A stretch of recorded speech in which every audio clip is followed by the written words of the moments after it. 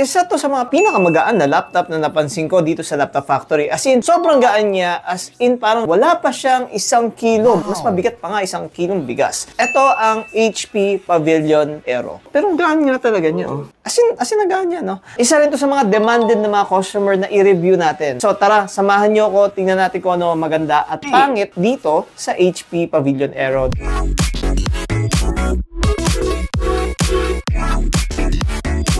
What's inside the box of this HP Pavilion? It comes with a sling bag, we have printed materials, and of course, the charger. It comes with 2 power socket, which is this one, and then this one, it comes with a fuse. Now, let's start with the appearance first. Kasi ang talagang selling point nitong laptop na ito ay ang kanyang appearance. Ang gaan, no? Pwede ko nga bato sa'yo ito, Hini, oh. Oh, gaan, no?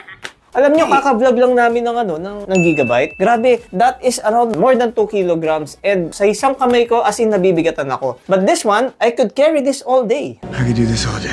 Bukod sa pagiging magaan niya, no, hindi siya ganun kalakihan. Well, this is actually 13-inch laptop. Akala nyo 11-inch laptop, no? 13-inch na ang laptop na ito. It's because of the borderless of this screen. May kita nyo yung screen to body ratio niya, as in sobrang nipis na. The width of this laptop is only 11.75 inch, the depth 8.25 inch, and the height 0.5 inch. The weight of it is sobrang gaan talaga. Now, ano ba ang mga Pavilion laptops ng HP? Normally kasi yan, nakikita nyo sa amin dito yung mga HP 15S or yung 14S, that's our consumer laptop. And now, if you're looking for a premium laptop, dyan papasok si na HP Envy. And then, if you're going to a gaming laptop, dyan papasok si Victus or si Omen. Pero, alam nyo ba, sa HP, there's actually a 3 category of premium laptops. Ano ang hierarchy nila? Ang pinaka-entry na premium laptops nila, which is the Pavilion, which is this laptop. And next would be their Envy. And then lastly, ang pinaka-premium niya, yung Spectre. Itong mga Spectre na ito, parang counterpart nito, yung ThinkPad Carbon, yung mga talagang mamahalin premium laptops. So, ito yung isa sa mga pinaka-entry premium laptops ni HP. So, ibig sabihin, may premium laptop ka on a decent price, which pag-uusapan natin mamaya. It's color white from the top cover. May kita nyo yung HP niya, iba yung logo, no? Kasi yung mga ganitong logo, may kita mo lang yan sa mga premium laptops. Yung mga consumer laptops nila, may bilog na HP dyan. Yung body niya is also color white and then white backlit keyboard. So, hindi lang napapansin dito sa video na ito, pero puti ang kanyang keyboard. Ang tracking pad niya, medyo maliit lang. There's the word Pavilion here and even dito sa likod. Every time that you open it, ayan, umangat din siya. About the ports, no, kahit manipis siya, may kita nyo, meron pa rin siya mga ports katulad ng USB. O, tingnan mo yung USB 3.0 nyo, parang akakala mo yung Ethernet. So, para lang magkasya ang USB 3.0,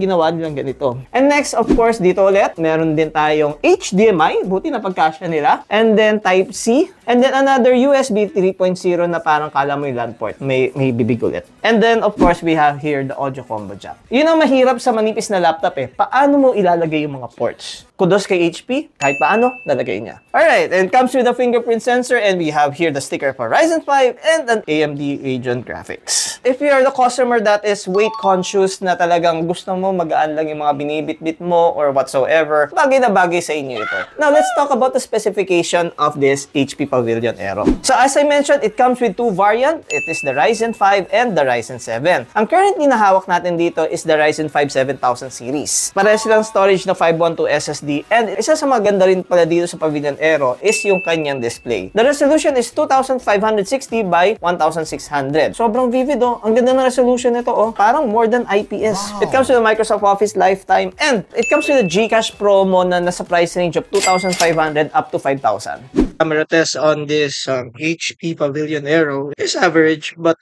of course, for a premium laptop, I'm expecting more for good quality on this one. What you're hearing right now is the audio quality coming from this Pavilion Aero. Alright, camera test on this unit. Okay yung sound quality niya. Isipin mo nung maliit ng laptop, ang lakas ng boses. Kilala ka ba ganyan? Maliit na tao, malakas ang boses. So, maganda ang sound quality nito HP Pavilion. Medyo nako-cons ako sa camera, pero the sound quality is a pros for me. Bang Olufsen ang sound card ito.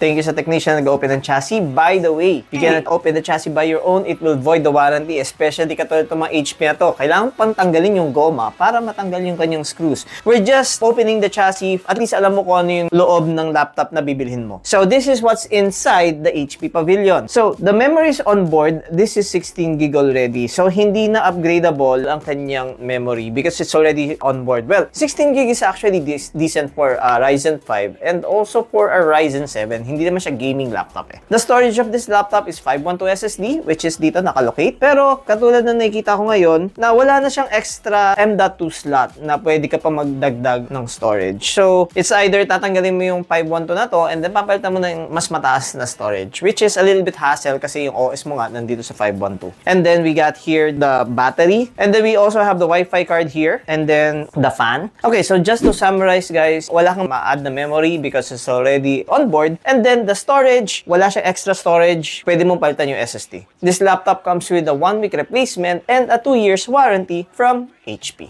Let's have a quick conclusion about this laptop. Pros is sobrang gaan, undeniable. Ang gaan nito isa sa mga pinakamagaan na laptop na meron kami dito sa Laptop Factory. Meron kami ibang magaan na laptop pero that's already 11-inch o mababa yung screen sizes. Ibang pa nga yung bulky eh. Ito, 13-inch na yung laptop na ito na akala mo 11 inches. Pero sobrang gaan niya. So I do understand bakit hindi siya 360, hindi siya touchscreen, hindi siya nag-flip kasi yung mga ganun medyo mabigat na. But if you're looking for a lightweight laptop, bagay na bagay sa inyo ito. Okay, another pros on this one is yung kanyang display is more than a full HD. Medyo mataas nga eh. Baka nga Quad HD nga ata ang resolution nito eh. But I already told you the exact numbers, no? And then sound quality, okay naman. And then kanyang display, keyboard is color white. Aesthetically, napakaganda niya sa pagiging color white niya. And that's also one of the cons ng laptop na ito, yung pagiging white niya, no? Yung pagiging white niya is parang hindi lang siya fingerprint magnet eh. Magnet siya sa kadumihan. Well, nalilinis naman. Pero isipin mo pag madumi yung daliri ko, katulad ng ganyan, tapos ilalagay ko niyan, wala na, nandun na. So, kailangan ulit siya punasan para malinis. As I mentioned before, I didn't encounter becoming a yellowish on this kind of laptop kasi yung HP Omen ko kulay puti din. And then, another cons dito sa napansin ko is yung kanyang camera. Well, it is above average. Okay naman yung kanyang camera quality, pero I'm expecting more. For the Ryzen 5 for this one, it is around mga nasa 50,000. And then, for the Ryzen 7, is kulang-kulang mga nasa 60,000. Alright, I think nasabi ko na lahat ng tungkol dito sa laptop na ito. In case that you're interested on buying this unit, is already available on our stores nationwide. Marami tayong laptop dito sa Laptop Factory. Kaya nga basta laptop, Laptop Factory. Then again, this is Tito Dustin. Thank you for watching. Have a good day.